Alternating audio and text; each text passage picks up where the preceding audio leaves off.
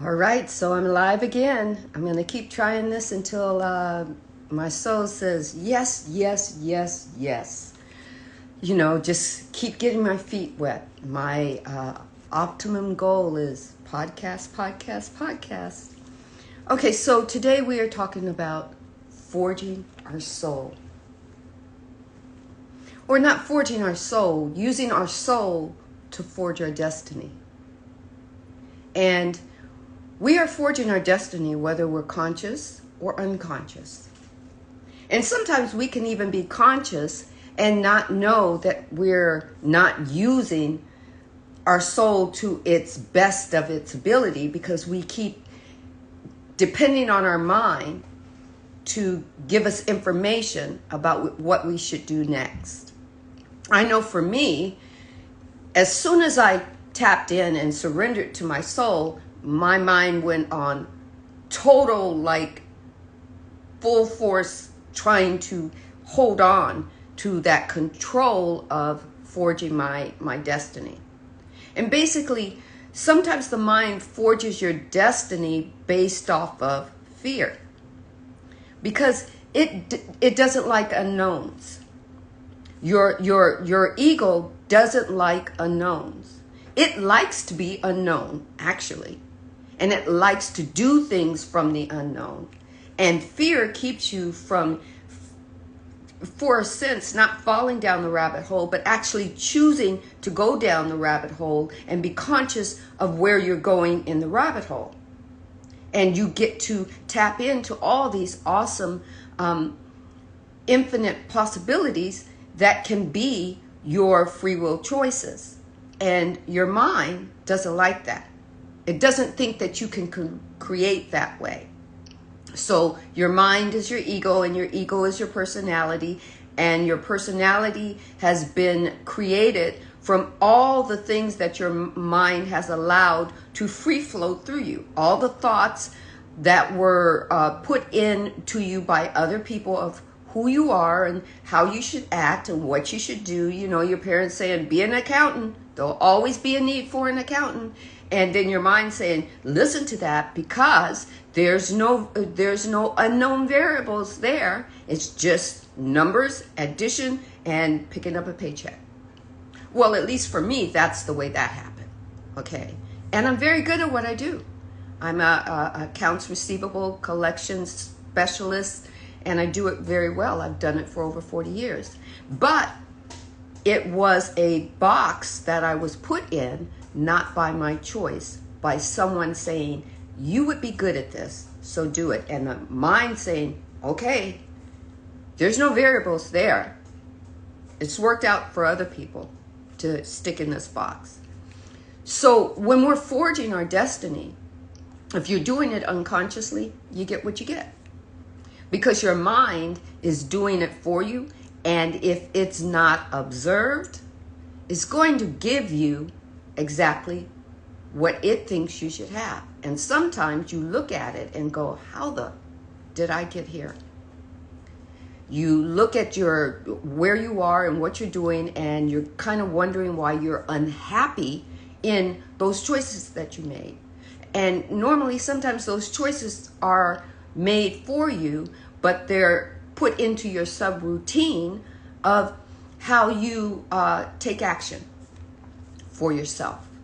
It's called forging your destiny, right? You can do it conscious or unconscious. And sometimes even conscious, you can still do it unconscious, right? Because you've got this little mini war going on from your mind that's being unobserved, and your soul that says, I'm trying to get her or him to observe you. Hold on. It's going to take a minute, but it's okay. He or she will get there. See, so your soul doesn't give up on you at all. It has come into the realm of duality, knowing who he or she is, if you want to give it a pronoun, okay? It knows that it comes from the consciousness of God, and it brings all of the consciousness of God with it. And the consciousness of God is expressing through, in, and as me through, in, and as you, and it knows that it will reach you. It doesn't have a time limit. It doesn't function on our time limit. We give ourselves time limit. I'm going to take, if I'm not doing anything great by, 2050, then I'm just going to settle, right? And then you struggle because your mind is saying, nope, you're trying to take me out of the comfort zone. You can't do that. You're going to be in fear. You're going to be anxious. You're going to be so driven that you can't see that where you're driving to is not making you happy. Until you finally hit rock bottom, you go, damn it, I'm not happy. And you hit rock bottom, and then something inside you starts the awakening process, right? You don't know what it is. You feel that you can do something different. You feel that there's more for you to forge for yourself and how to get there. And there's awakening, or this voice, or this feeling, or this place that your soul leads you to that gives you an awakening moment, gives you, as Oprah Winfrey says, your aha moment, right? So our souls don't want us to shift into the awareness on a regular basis, because that means that you're moving outside of that comfort zone and you're making your mind uncomfortable. You're making that ego, who has already figured out who he is by the comfortability inside the little box, or who she is in that comfortability inside that little box that doesn't have your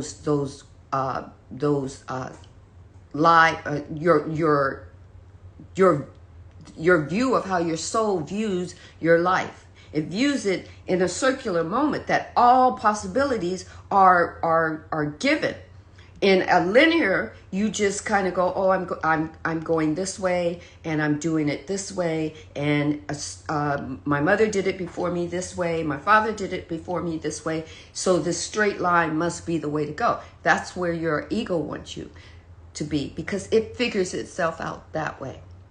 But your soul is helping you to figure out, through your awareness of who you are and where you came from and what your possibilities are, that they're endless, that they're infinite, that the universe is tapped into all those possibilities of the unique you. So next, you go to explore the dimension of being on your own with your soul. It sounds a little kind of double kind of thing. How can I be on my own? But you're on your own with your soul, tapping into the authentic you.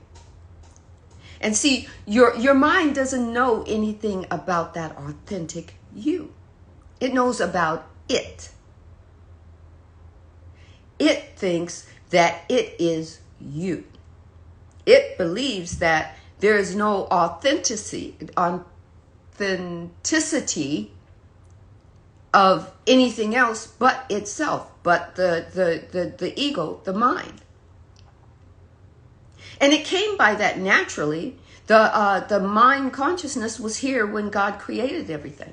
When the consciousness of God created everything, whether you call it source or God or Buddha consciousness or Jesus consciousness, it doesn't matter. It was here. And as, remember I said before, as your souls come and take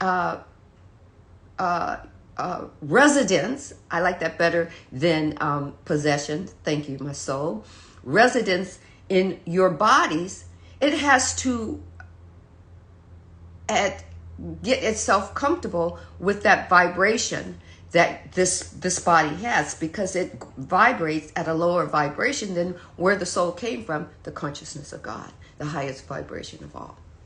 So, as I said before, your mind is taking care of you the best it knows how.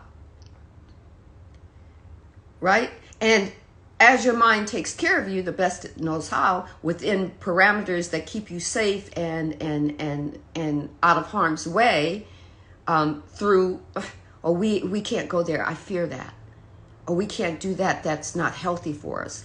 Or we can't do that because you might hurt yourself, or you might get hurt, or you might fail, or you might be unhappy. if you're stepping out of the boundaries of the comfortability of your mind or your ego. And your ego gives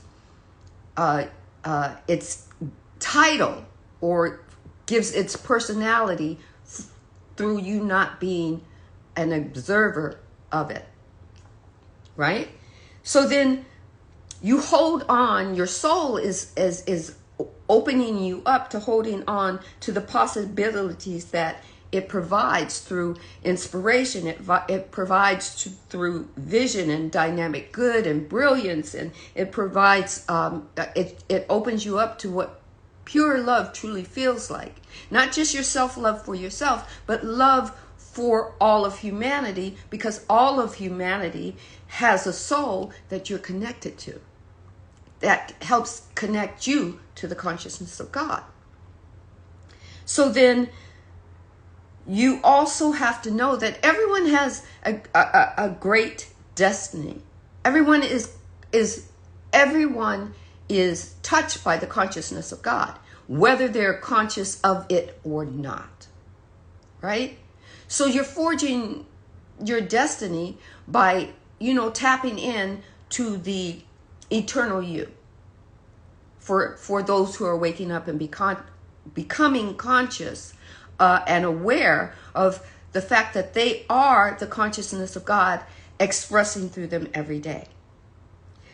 And that's where you want to get to. So for anyone who is still in the thinking part of their mind, it's because we have been told through the whole human experience that we're only mind and we're only body. And the soul is not something that the mind wants you to learn about from others' mind, from others' perspective, that's been ingrained in us, that's been having us think about it so much that it becomes our belief about ourselves. It becomes our story and our paradigm, right? That's what unconscious is. That you have this story and paradigm that is no longer working for your greater good, but it's that linear line, and you're just going to keep following it until one day, and it happens to everyone. When? Who knows? It happens to everyone. Your soul is loud enough that you either hear it audibly or you feel it vibratorily. But it's an awakening process, and that's the word. It is a process. Some people are the awakening process happens immediately. Some, it happens when they are children, that they never leave that childhood perspective where the soul is just vibrating so intensely in them that they come to know who they are and what their purpose is from childhood. And some don't wake up until they're 80 years old. Some don't become aware until they're 80. It's all a process. For me, it was a process. For me, it happened in my youth, and then it happened again in my 30s, and then it happened again like 4 or 5 years ago, where the awakening was so intense that I couldn't go back to being unaware or being unconscious anymore. And all through this process that I was going through, I was learning how to take responsibility for my choices in my life. Whether I was unconscious of them or conscious of them, I began to realize that everybody that was in my story, I put there. I chose them to be there, and I chose them to be part of my destiny, right? So now that I'm fully aware and fully awake and fully responsible for my thoughts and my emotions and my feelings and where they're taking me in my destiny, I have to make myself available to that. I have to get in that allowing vibration and know that I know that I know that I am responsible for everything that I'm creating. And then my soul just goes, well, you're a co-creator with the presence of God, who is never in absence. So go ahead and create. And remember that making mistakes is just how you break that word down. I said this before in my other videos. A mistake is a mistake that you get to put in the past. You get to look at it and go, oh, I see why that didn't make me feel good. Okay, today is a new day to co-create with the presence of God that is never in absence. So I'm going to choose this path and see where that takes me. But first, my thought is, I'm going to ask my thought, are you for my greater good? I get to observe my thought now. I get to observe what I'm about to create with that's going to forge my destiny. Right? Then most of us are taught from religion, and this doesn't escape me either. You're taught that God's will is your will. And you're going to wait for God's will to be your will in order to take action. But see, what I'm learning through my soul is God's will is my will for myself. Isn't that like, wow? That's like Scooby-Doo jinkies, right? Because God is saying, what you will, I will for you. So even if you make a mistake at doing the free will thing, God says, oh, I see that. But God isn't judging you, because emerging through you is God in you and as you, and God doesn't judge self. So why should you judge it? If it doesn't work out, you get in there into the universal possibilities and you choose another possibility. Right? That's forging your destiny. That's forging your destiny from consciousness. Being aware of what you do and how you do it and how it comes back around to you, and going, okay, I'm not going to blame the person that I thought I married, that I thought I should have married, and it didn't work out, and I'm not going to blame him. I'm going to realize that he was a choice. And maybe he wasn't ready to be that perfect choice that I made for myself, and we have to, or I have to go forgive so that I can move on. Not forgive, not think about he needing to come to me and ask me forgiveness. No. Forgive. Just like Jesus said, forgive them, Father, for they know not what they do. Jesus didn't say forgive them to make them better. He said forgive them for him to surrender to the peace of God. And that's part of your destiny. So for me, I had to realize that total realization, let's see, I'll put it that way, that God's will is the will for me to forge my destiny. And because we live in duality, we are going to make choices that aren't necessarily for a greater good, even if you're aware, even if you're awake, right? So forging your destiny is a pattern of wholeness. Wow. It's a pattern of wholeness. You're sinking in to the wholeness of the consciousness of God that's vibrating through your soul into every aspect and every area of your life. Right? And God, I'm excited. God allows us through our free will to forge it, to tap in to, as Michael Beckwith said, tap into our intrinsic freedom. Right? We get to tap into that because everything is becoming aware to us. When it's a freedom. It's liberation, as Michael Beckwith would say, liberation. We're moving out of the confines of fear being our grounding, like a tree is grounded deep, deep, deep. Its roots are deep into Mother Earth. Most human beings are grounded in fear. unconsciously you don't know it. You don't know that's what you call it. But fear, unhappiness, sadness, it shows up as mental health. It shows up as unhappiness, or you argumentative, or you're unsatisfied, or you want what other people have, but you don't know how to get it. So you're going to blame other people for not being able to get what you want, or you're just unhappy for the people that have. And that's where your roots are. If you're unconscious to how you are forging your destiny, and you're unfortunate through your mind only, and your mind is saying, I'm your ego and I'm your personality, right? So you need to embrace that which is your possibility. Your soul has come here with purpose. Tap into your soul. That's part of your awakening. If you meditate every day, and start by 5 minutes, and know that if you meditate for 5 minutes and your mind takes you away from it, just tell your mind, I'm observing you, and I'm going back to tapping into my soul, into the inner me, to find out what my soul came and what purpose it has for this body.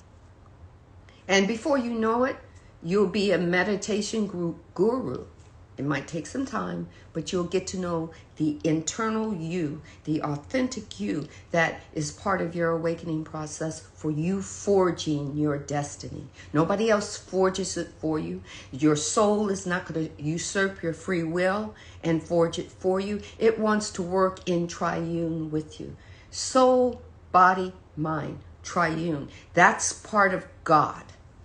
That's part of the consciousness of God that is intrinsically part of your freedom of who you truly are. So I'm going to end this live. It doesn't matter that no one joined in. It's part of getting myself ready for greater things and getting the message out. I am an inspirer and a motivator, and I want to inspire you to tap into your soul. It is your pathway to the greatness and fullness of God that wants to manifest through, in, and as you. So everyone have a great day.